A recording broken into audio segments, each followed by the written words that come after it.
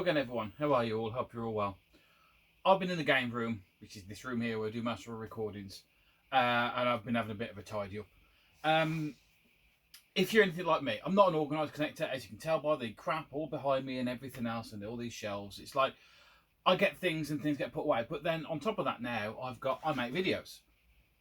So I get a couple of things out for videos and stuff like that. I do the video, put it down, and then I go do another video and things get piled on top. So I mean, like, I was tidying up. I mean, how long ago did I do this video? And this was still just on the floor. If you haven't seen that video, go back. It's quite a funny one. It's, what was the one? What talent do you have? Freak people out that did. But hey, all good fun. Right, anyway, reason why I'm doing this video is because whilst tidying up and rearranging things and everything else, I found some boxes and stuff that I completely forgotten about. It's like this chair here. You can't see behind it, but there was always boxes and stuff like that because it was sort of, oh, it's out of the way. It's out of the way. So I've dug down, I've cleared it all out, and I found this box. This box here.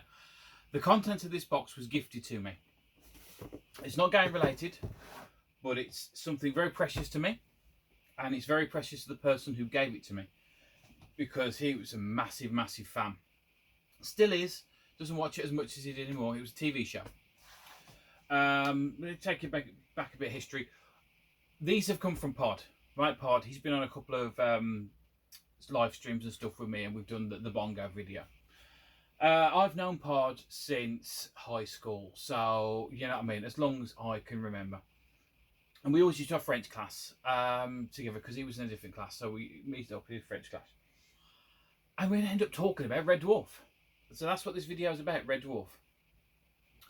And he used to, well, I used to watch it quite a lot, but in his house, he was the only person that watched it. I think he said his cousin or somebody or uncle used to watch it. So yeah, he, massive fan, really massive fan. So he collected what was in here. And whilst he was moving house and everything else, he come across these and he wanted to give them to me because he knew I'd look after them. I have looked after them. They were put in a safe place, but then everything else got piled on top of it. So, let's go through what we got in here. Let's check the first lot out, because as good as they are, not the main event. We have magazines, and these are from sort of like 97 to about 2000, spring 2000, maybe the last one. But it used to be in the Red Dwarf Club, we have the badges and everything else, and they'd send you your magazines. So these are clearly what, 97, so it's sort of like, obviously it's got Kachansky in it, so it's going to be like season 7, isn't it? And 2000, the magazine's called Better Than Life, if you've never seen it before. It's honestly, let's open it up and have a look what's actually inside some of them. It's just all like fan episodes and, you know what I mean, just random stuff like that. Talking the Toaster. I had that on Nerd Chat the other day. It always makes me laugh. Cartoon of Mr. Flibble. So yeah, really, I have briefly looked through these, and there's the comic strips as well. So these are ones that you used to get every single month if you're in the Red Dwarf fan club.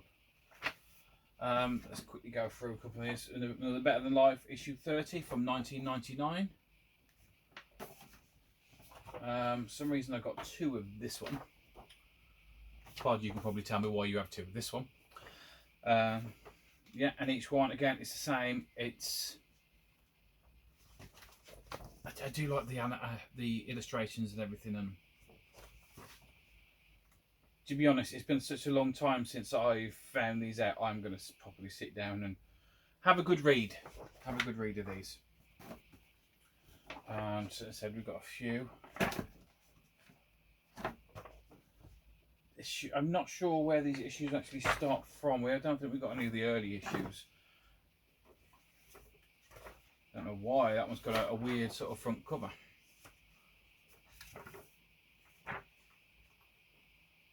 But yeah, anybody else a fan of Red Dwarf? I am. I absolutely love that TV show. I mean, granted, I don't think the newer ones, the last ones, are as funny as, say, like from season 1 to season 6. Definitely my favourites. I can appreciate season 7 now, even though it was such a big drastic change. I'm not a fan of season 8. Was it the feature note? Was it Back to Earth or whatever it was? That was a bit of a weird one, but I still see. I think that's the one we had twice. But I still enjoy it. I enjoy watching Red Dwarf. Red Dwarf is something that I can put on at any time and not even really be paying attention to it. Reminds me of sitting down and just watching it with parents. Season 7 is the one I definitely remember sitting down and watching with my parents. Summer 1999. See, 1999, give away age now, is actually our last year that we were at school.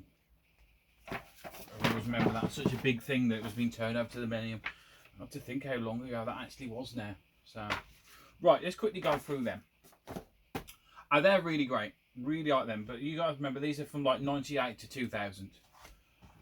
The actual gem is at the bottom of this. And I think the story that Pod tells me is that he was just getting into Red Dwarf, or he was introduced to Red Dwarf through his uncle or cousin or something like that. Not 100% sure.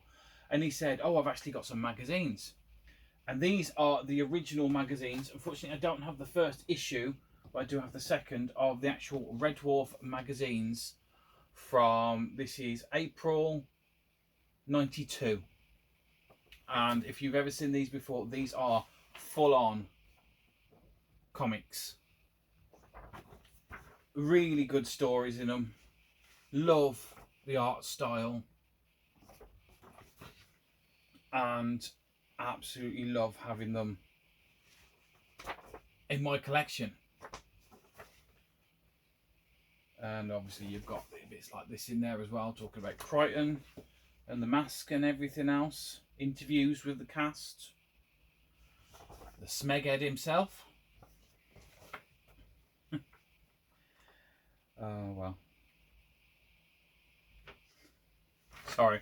I need to stop actually looking at. I'm really enjoying them. So yeah, that's issue 1. But then we've also got issue 4. This is obviously June 92 as well. Oh, what was that now?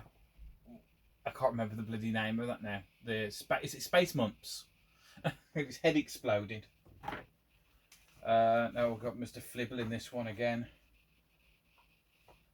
Mr. Flibble's very angry. I've actually got a Mr. Flibble somewhere around here.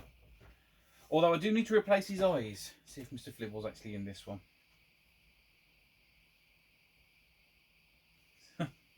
See that? Red Dwarf conventions, look. Right, nerdy bunch. I'm proud of it. Absolutely proud of it. Oh, yeah, okay. Okay, I did not know that. I haven't actually looked at this one. The Adventures of Mr. Flibble. He had his own bloody comic. Yeah. Oh, I'm going to have to properly go through these. Groundbreaking show, though, wasn't it, really?